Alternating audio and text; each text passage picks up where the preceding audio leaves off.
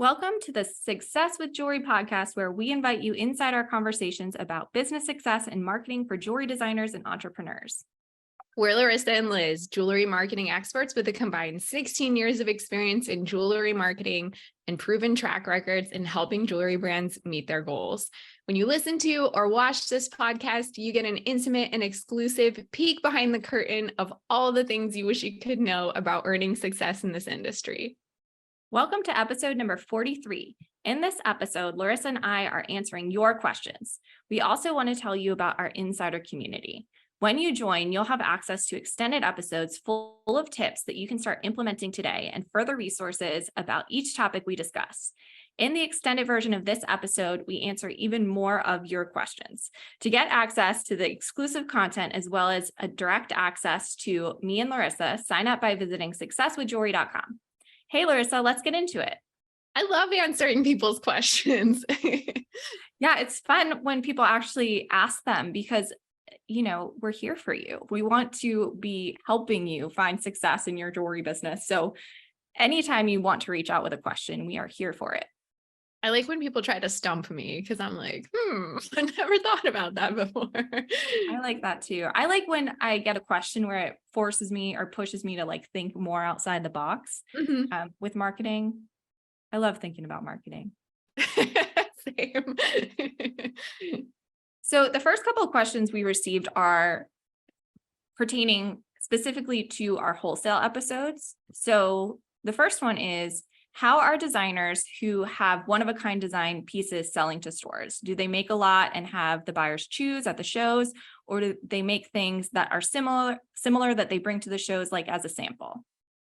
Yeah, I know, Liz, you know a lot about this, so I'll just let you go for it. The first designer I worked with was mostly a one-of-a-kind designer. And I think that it's a misconception that you need to have a production line to be doing wholesale. You can totally pursue wholesale with one-of-a-kind designs.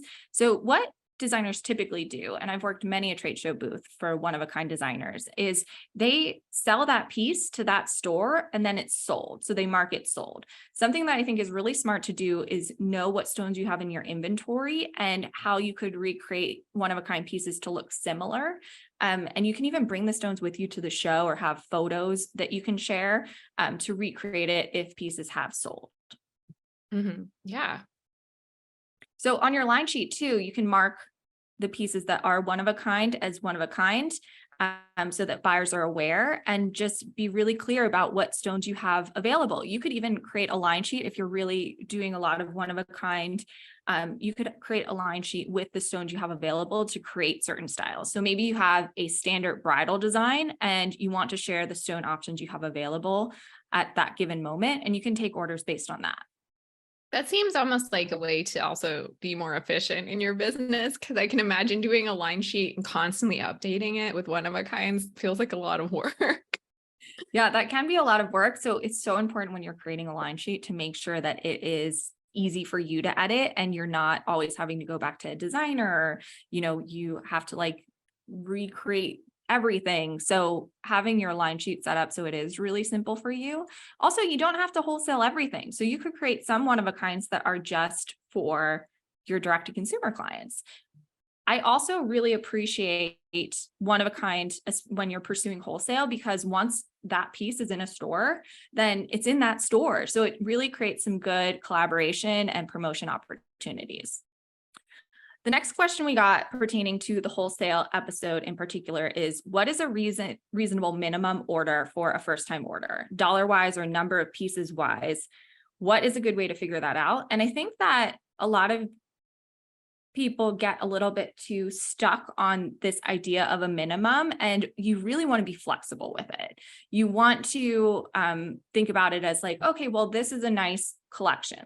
If it has this number of pieces, it should really tell the story. So you want to make sure that stores who are purchasing from you are telling your story in their case. So that's what you want to think about when you're thinking about minimums, and you want to be flexible, and you don't want to have a hard line. It's a relationship. It's a conversation with a store. And Robin Kramer, who is a wholesale expert, mentioned to me that and has talked to me about this, about having, maybe even on your line sheet, having little collections that you can show stores. This is our a great collection if you want to spend $1,500, and these are our best sellers. So this is a really great collection to start with. And here's one if you want to like incorporate some one of a kinds.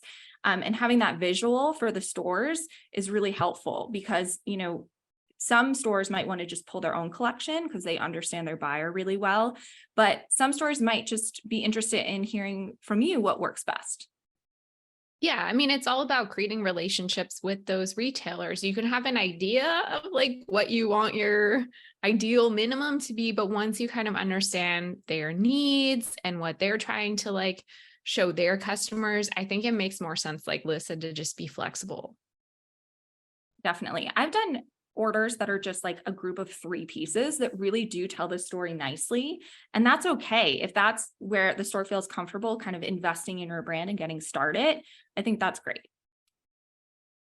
So another question we received, and this is not specific to wholesale, but can you share some tips on figuring out your ideal customer?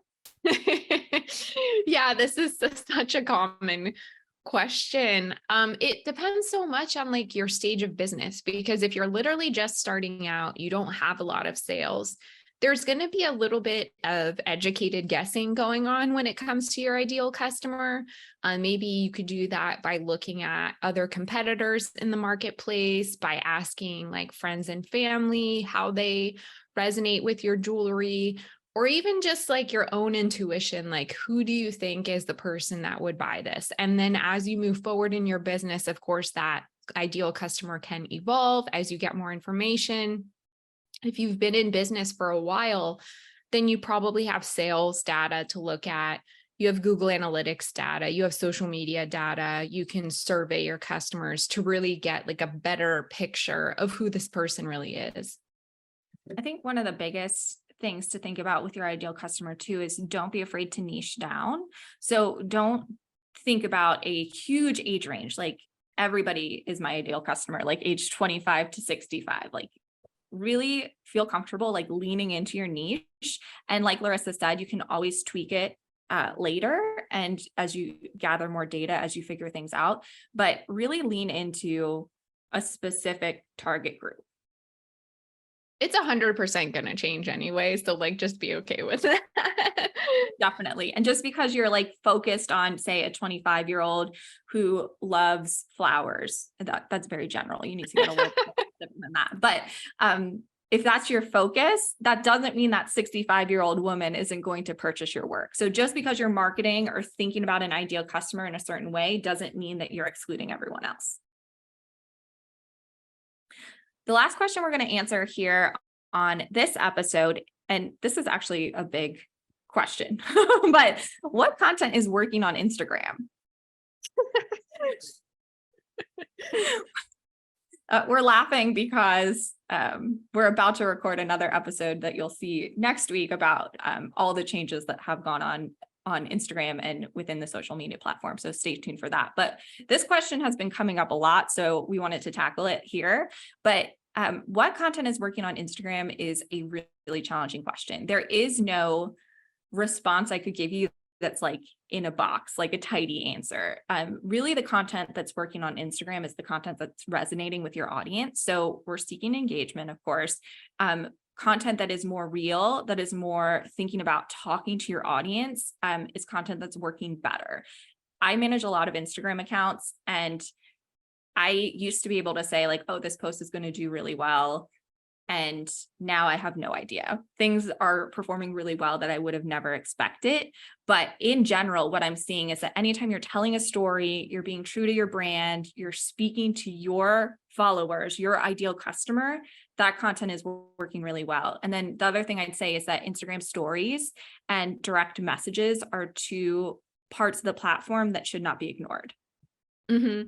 And not only just what is working with your customer, but I feel it's like, what can you keep up with and make it fresh and interesting? Like if Instagram just feels like a chore for you, or making certain content feels like such a grind, then maybe that's not the right content for you, or you need to get help in creating it. Because, you need to put out stuff that's engaging, and people are going to feel it if you're just like phoning it in, basically. So the other thing I would say is that people are really just viewing content more now versus commenting and liking, which of course we want them to comment and like. That's the goal. So we want to acknowledge and notice any posts that are getting that great engagement, but it's a sum of all the things. So if you're feeling like, oh, well, these posts aren't doing that well, but then these posts are, and if you're in alignment where your Instagram posts and your website and your email marketing are all telling the same story, it does lead to sales. And sometimes I see from the accounts I manage that the posts with the least engagement actually lead to the sale. And that probably comes from them seeing that piece several times or hearing the story about why that gemstone was chosen over time and then being ready to purchase. But don't get too caught up on the analytics and really only look at it like once a month. So don't look post by post because it's a sum of all the things working together. Yeah, so true.